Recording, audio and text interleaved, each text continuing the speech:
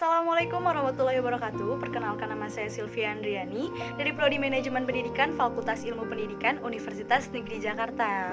Pada kesempatan kali ini, saya akan membahas kepada teman-teman mengenai motivasi. Nah, motivasi itu apa sih? Kita sudah sering banget nih dengar kata-kata motivasi.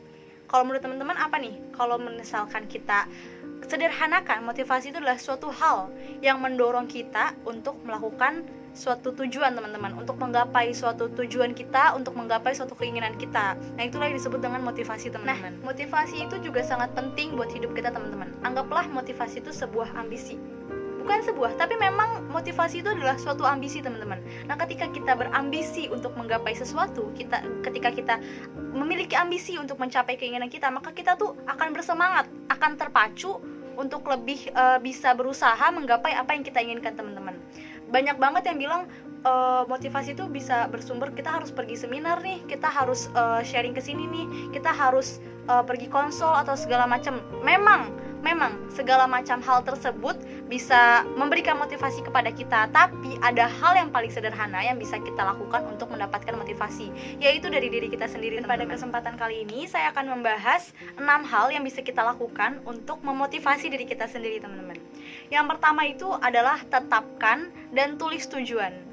Ibaratnya gini, ketika teman-teman itu memiliki mimpi, memiliki tujuan, catat mimpi itu. Catat, entah itu di kertas atau kalian bisa ngelukis, kalian lukis, lalu kalian pajang, dimana ketika kalian bangun, kalian melihat impian itu. Jadi pas ketika kalian bangun, oh saya punya mimpi ini, saya harus berusaha dari sekarang. Ketika besoknya kita bangun dan kita gagal, misalnya hari ini mencoba, kita bakalan lihat, pas kita bangun kita lihat mimpi itu, oh saya punya mimpi ini, dan saya harus berusaha lebih untuk menggapainya. Hal kedua yang bisa teman-teman lakukan yaitu susun rencana dengan baik dan terarah, teman-teman. Ketika kita kan tadi udah bikin impian kita nih, udah kita pajang, udah bisa kita lihat setiap hari. Langkah selanjutnya tuh kita bisa bikin catatan kecil, teman-teman. Entah itu buku coret-coretan atau buku diary kalian. Di situ kalian susun rencana atau target-target apa duluan nih yang mau kalian gapai. Ketika kita sudah menyelesaikan satu target nih, kita checklist. Ketika kita target kedua sudah selesai, kita checklist lagi, teman-teman. Nah, hal itu tuh bisa memicu kita untuk lebih cepat menggapai target-target selanjutnya, teman-teman. Itu juga termasuk hal yang memicu motivasi ya, teman-teman ya.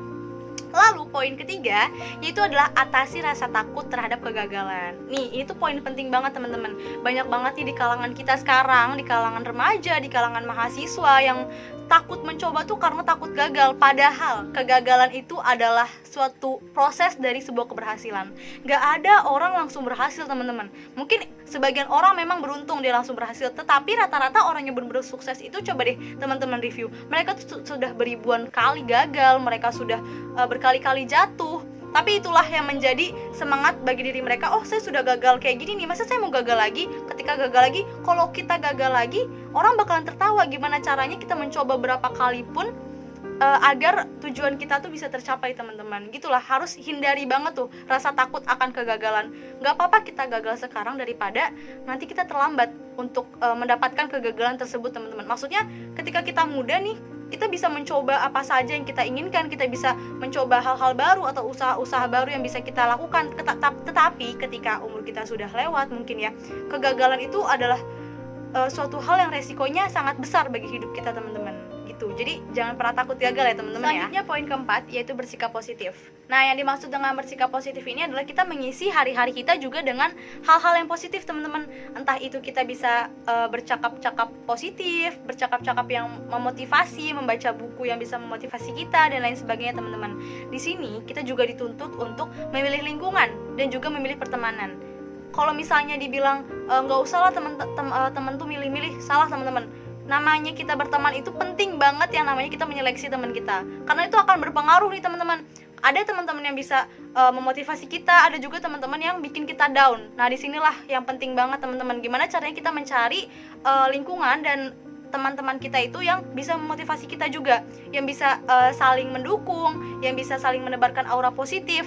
Tapi ketika kita berteman dengan lingkungan yang toksik, ya kita juga bisa jadi kita akan kebawa, atau bisa jadi kita terbawa alurnya mereka, kita menjadi sering down, atau teman-teman tersebut bukannya menyemangati tapi malah menjatuhkan. Itulah kenapa pentingnya juga kita memilih lingkungan dan teman-teman yang positif. Lalu di sini ada poin kelima, yaitu istirahat yang cukup. meskipun kita udah semangat, meskipun kita udah menyusun rancangan dan melakukan hal-hal positif, tapi kalau misalnya istirahat kita nggak cukup teman-teman, itu juga bisa mengganggu motivasi kita teman-teman, bisa mengganggu proses terbentuknya motivasi dalam diri kita teman-teman. Karena ketika istirahat kita nggak cukup, kita menjadi nggak fokus, bahkan bisa jadi membuat fisik kita drop, bisa jadi membuat kita sakit, yang membuat rencana dan target kita itu jadi tertunda atau bahkan gagal teman-teman. Jadi meskipun kita udah punya impian, udah berusaha semangat, kita juga harus tetap menjaga kesehatan kita, apalagi waktu istirahat yang cukup teman-teman, gitu ya. Lalu langkah yang terakhir atau poin yang keenam, yaitu berikan hadiah pada diri sendiri. Maksudnya itu kita tuh mengapresiasi usaha dan target yang sudah kita capai nih teman-teman. Kita tuh memberikan hadiah kepada diri kita sendiri seperti bentuk apresiasi terhadap usaha yang sudah kita lakukan teman-teman. Contohnya nih, kita sebagai mahasiswa, kita kan sudah selama satu semester tuh 6 bulan ya teman-teman ya, atau bahkan setelah 2 semester ini kita sudah mencapai target IPK yang kita inginkan, setelah kita belajar dengan sungguh-sungguh, setelah kita berusaha keras untuk mencapai target IPK tersebut. Nah, setelah IPK tersebut tercapai, kita tuh istirahat teman-teman, entah kita liburan atau menghibur diri sendiri dengan pergi sama teman-teman atau main, atau juga kita bisa membelikan barang atau suatu hal yang kita suka untuk diri kita sendiri teman-teman. Itulah yang dimaksud dengan berikan hadiah pada diri sendiri. Jadi jangan kita memfokusir diri kita untuk mendapatkan suatu hal teman-teman, tapi berilah diri kita waktu untuk istirahat dan kembali melanjutkan ambisi kita gitu teman-teman. Semoga ke-6 poin tadi bisa membantu teman-teman untuk menciptakan motivasi dalam diri kita sendiri ya teman-teman ya. Dan semoga juga video ini bermanfaat. Sekian dari saya, kurang dan lebihnya mohon maaf. Wabillahi taufiq wal hidayah. Wassalamualaikum warahmatullahi wabarakatuh. Sampai jumpa di video berikutnya.